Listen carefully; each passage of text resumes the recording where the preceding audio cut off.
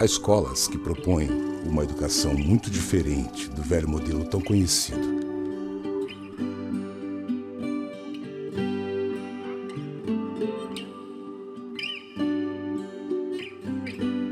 Como se ensina, como se aprende nessas escolas? Ou seja, quais são os seus dispositivos pedagógicos?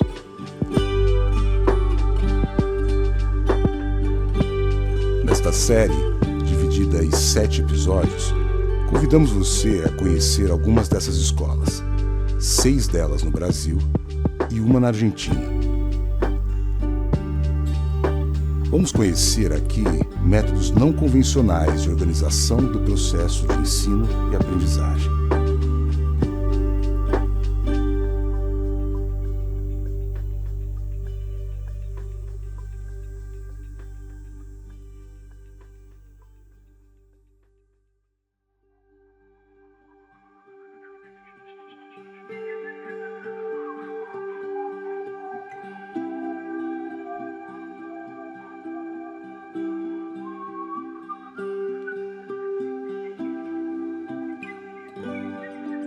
Então eu penso que a base da nossa metodologia está nos estudos de Piaget e na neuroeducação.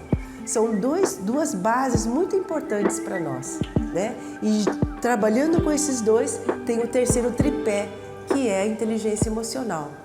Então, se você tem uma maturidade cerebral sendo estimulado fisiologicamente e um equilíbrio emocional, você tem uma aprendizagem, digamos assim, equilibrada e que você possa ter um desenvolvimento do ser humano como um todo.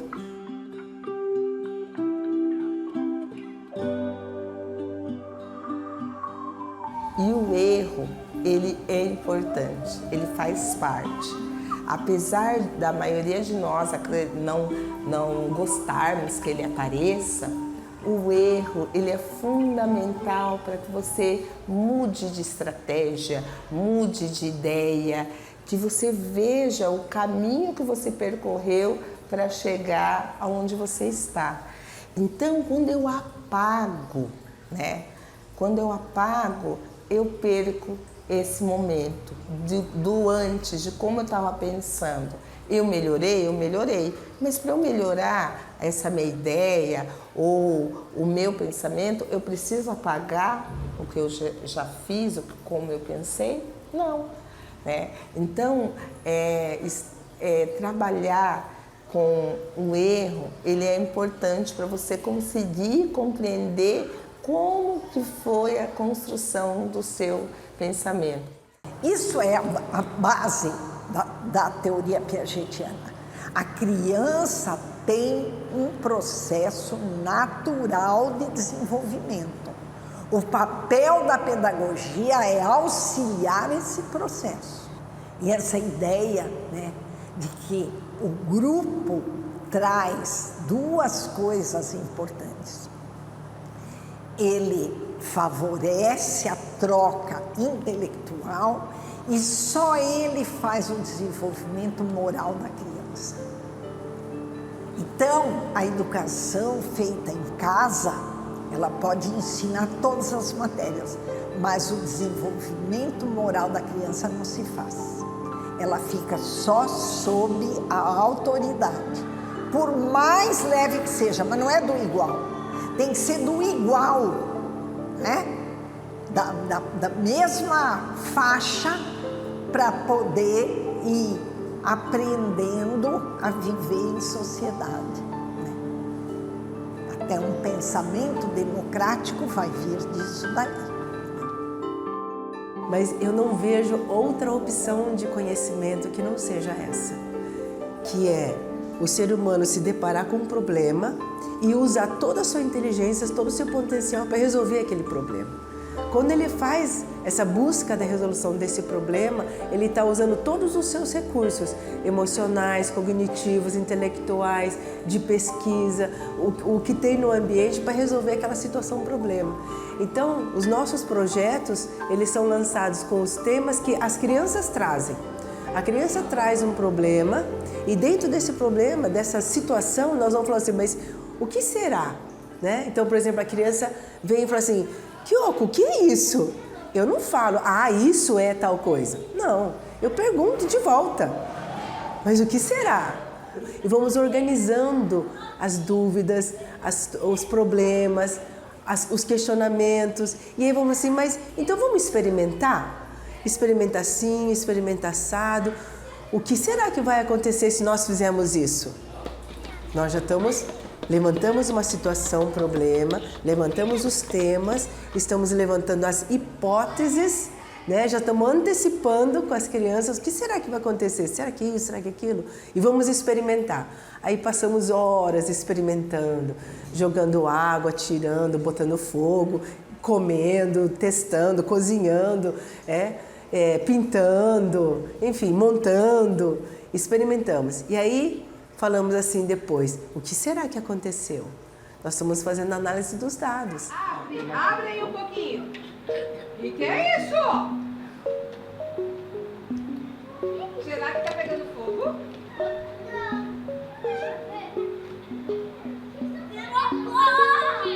Virou pó! Vem, Renan, vem, Matheus, vem! Isso é a metodologia científica. Lá com os pequenininhos, com 1 ano e meio, 2 anos, a criança já está fazendo isso. Levantando hipóteses, fazendo antecipação, fazendo análise dos dados e fazendo a conclusão. A conclusão lá nos pequenininhos pode ser o quê? Um desenho, uma representação. E lá nos grandões, lá no 9º ano, pode ser uma resenha, pode ser um infográfico, pode ser um esquema mental, né? Um gráfico, enfim. Eles podem fazer de qualquer forma. Com os maiores é mais simples, né? O que você gostaria de aprender? Eu adoro avião. Aí o outro, né? Então, a gente faz um projeto assim. Mas com os pequenos, começa de coisas muito simples. Então, uma pedrinha.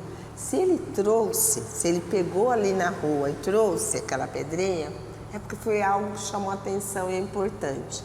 Então, aí o professor, nossa, o que é? Qual é o nome? A cor, temperatura, é pesado, é leve. Então, com coisas muito simples, você vai demonstrando interesse e ali vira um projeto. Eles vão, né, conhecer as rochas com cores variadas, né, tamanhos, pesos, né? As perguntas que as crianças trazem também nos ajudam a repensar, meu Deus, não sei nada de rochas, vou estudar com eles. E nós aprendemos tão quanto as crianças. E eu acho que a beleza está aí também. Às vezes, por exemplo, a criança trouxe um aracnídeo. No conteúdo, o aracnídeo é só no 3º bimestre. A professora não vai falar, vamos estudar em setembro. Não, o conteúdo é que sai do lugar. O conteúdo que deveria estar lá no 3º bimestre vem para neste momento para atender a dúvida e o interesse do grupo naquele momento. Teve criança, por exemplo, que esse ano confundiu a semente do abacate com a manga. Achou que aquilo era uma manga, então a gente foi investigar e aquilo se tornou um projeto do abacate, né? Olha, nós temos o abacateiro aqui na escola, temos toda uma história do abacateiro lá no parque, né? Então, essa curiosidade já se tornou um conteúdo e eu vejo que em outras escolas passa por despercebido, não tem um estudo aprofundado com o interesse do aluno, né? E o projeto começa aí, começa da situação-problema. O que ele pode fazer para, por exemplo, construir uma máquina? Aí nós vamos levantando questões, as dúvidas dos alunos. Como é que eu faço para rodar uma rodana que está ali na frente, através dessa rodana que está aqui atrás? Como é que vai ser vou produzir o movimento ali na frente? E aí é que surgem as questões. Onde será que a gente pode pesquisar? É na biblioteca? É em algum outro espaço fora da escola? É nos livros? Onde a gente pode ter essa resposta? Então, até onde pesquisa, também é eles que respondem onde nós podemos pesquisar. Às vezes eles dão respostas que não vão ser encontradas, mas isso também é bom eles pensarem. Conforme for vindo as respostas, as ideias deles, a gente tenta direcionar. Olha, seu amigo teve essa outra ideia. Aí eles fazem a comparação e eles chegam mesmo à conclusão, olha, aquele ali, ele disse que no livro, olha, eu vi que o meu pai pesquisou também num livro, teve uma resposta. Eles vão fazendo essas conexões. Eu preparo situações problema das áreas de aprendizagem intelectual, mas as situações problema da área da moral aparecem na hora. E eu vou considerar aquilo como uma situação de aprendizagem e não como algo que está atrapalhando a minha aula. O desentendimento entre eles é uma situação problema moral. E essa moral vai crescer na medida em que eu dou o espaço para isso. A postura do professor também eu vejo que é algo que é diferente. Ele é um observador. E aí o professor, se ele tem boas perguntas, pode virar projetos muito interessantes. Quanto mais atento é esse professor, mais rico é esse projeto, por mais simples que seja. Então, nós temos as novidades que eles podem contar ou trazer.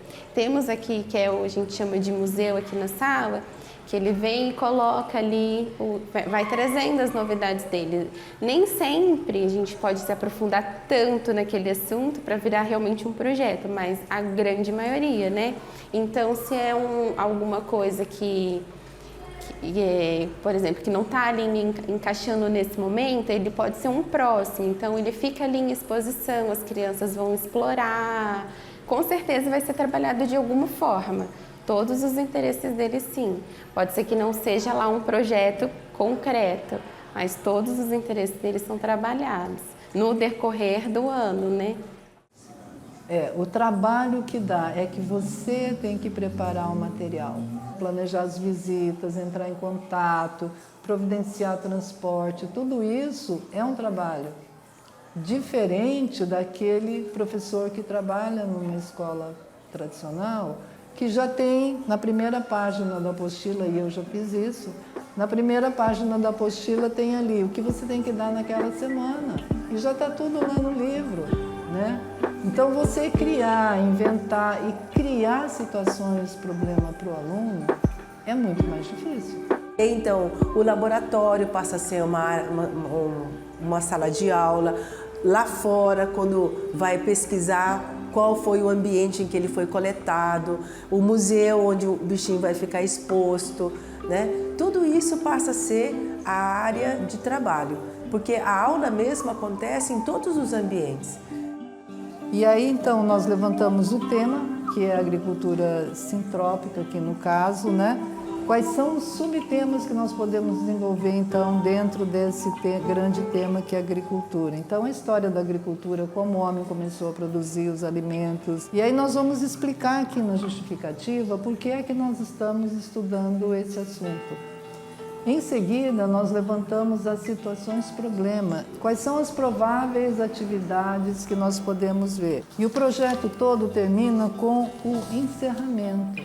O encerramento pode ser uma festa, pode ser um evento. Nesse caso aqui da agricultura, nós fizemos um fórum do meio ambiente. Tem projeto que dura um mês, tem projeto que dura 6, tem projeto que dura até o ano inteiro você está trabalhando esse único projeto. Então, esse projeto contemplou que conteúdos do meu currículo desse ano, né? Então, eu posso ir ticando. Então, no final dos 200 dias, eu fiz vários projetos que foram abraçando aí diferentes conteúdos.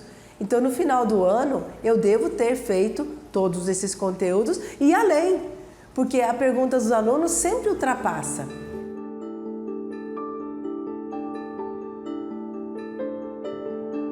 A aula em si, a aula é uma aula muito dinâmica, né? Então, geralmente os alunos começam em roda para conversar com o professor, a proposta, vai entender a proposta, etc. Depois, eles têm que formar grupos para fazer as trocas entre eles, para resolver o problema que o professor passou. Tempo de atividade diversificada, que é o momento em que eu vou trabalhar os conteúdos. É um grupo, nós trabalhamos em equipe, né?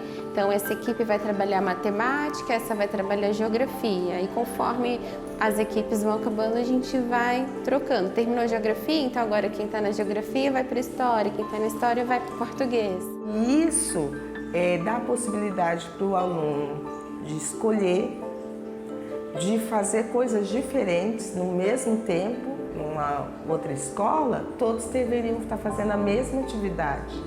Então, nós vamos ver várias conclusões diferentes.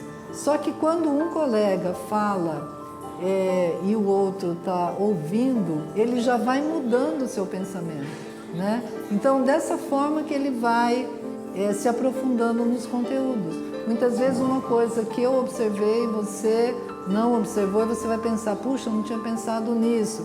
E aí, com isso, você vai mudando o seu pensamento.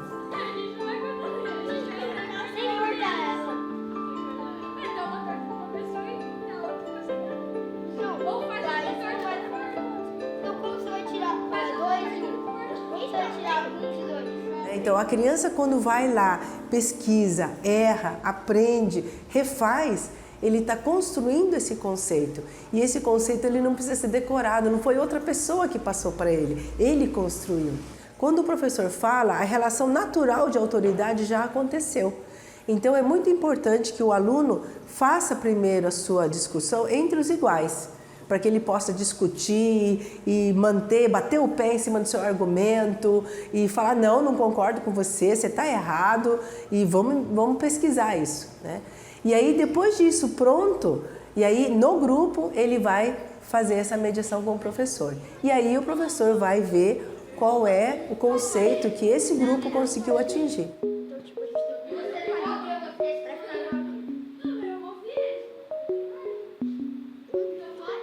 Mas ele tem um caderno chamado Caderno de Conceito, que é onde ele vai escrever o conceito que ele aprendeu naquele dia sobre aquele conteúdo, né? Então, no terceiro ano, sobre o sistema solar, nossa turma chegou a essa conclusão e escreve no Caderno de Conceito. Então, é um caderninho simples, né, que ele vai escrevendo tudo que ele foi entendendo e aprendendo durante toda a sua vida acadêmica aqui na escola. Então, no terceiro ano ele pensava assim, aí lá no nono ano, sétimo, oitavo, nono, às vezes o mesmo tema é abordado, mas ele pensou diferente. Não porque a situação mudou, o fenômeno mudou, mas a compreensão dele sobre o fenômeno mudou.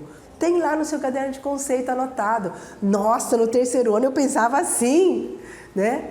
E aí ele vai vendo a evolução do seu pensamento também. Para isso serve esse caderno de conceito. Mesma coisa o caderno de escritor. Tudo que ele escreveu de interessante, uma carta que ele escreveu para o pai dele no Dia dos Pais, por exemplo. Aí passa limpo no caderno de escritor. E vai indo, até ele chegar lá no nono ano que ele escreveu um grande artigo sobre determinado conteúdo. Ele vai e passa limpo no seu caderno de escritor. E você pode fazer uma reflexão intrapessoal, né? O que eu escrevi, nossa, eu escrevi assim, né?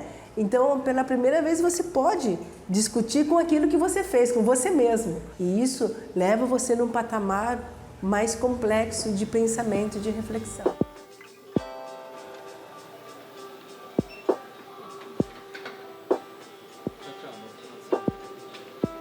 Então, a CULT é uma transformação de uma tarefa escolar que a gente fez aqui na escola, envolvendo todas as disciplinas possíveis, uma tarefa interdisciplinar. A CULT tem o objetivo de trazer conhecimentos da atualidade. Essas perguntas, elas estão sempre estão relacionadas com as estruturas piagetianas de pensamento. Aí tem que ter esquema de classificação, seriação, inferência, todos os esquemas de estrutura piagetiana para você desenvolver o pensamento, elas, de alguma maneira, elas são contempladas nas questões da CUT. Ele sempre tem que explicar por que ele escolheu aquela resposta, entendeu? Para eu entender como ele está pensando para resolver a questão. A gente chama de abstração reflexionante, que é o aluno pensar sobre o pensamento dele. Quando ele faz o cálculo e tem que explicar por que fez aquele cálculo, ele está pensando sobre o que ele pensou, para desenvolver a inteligência dele. Assim que se desenvolve, assim que se fazem as conexões neurais do aluno.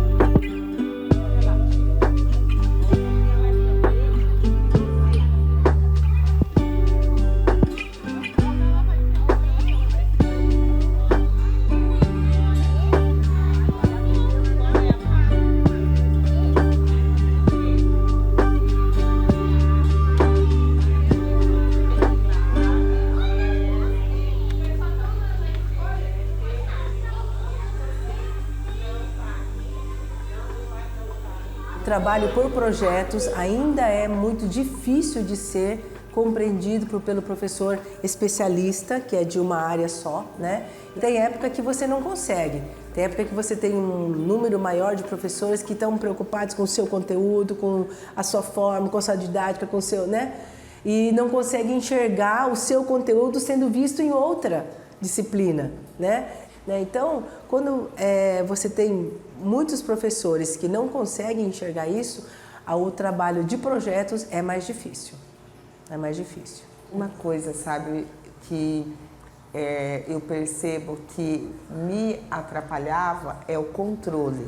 O professor, ele quer ter o controle de tudo, do conteúdo, da disciplina, tem que estar todo mundo em silêncio, ninguém pode levantar, não pode ter barulho, tem que estar... Mas quando você vive uma sala construtivista, você vê que isso daí não é tão importante. E você tomar consciência disso, pensar sobre isso e refletir, faz você mudar. Não é fácil, é difícil, leva um tempinho também. Então, essa postura do professor, ela cria uma autonomia, uma independência da criança.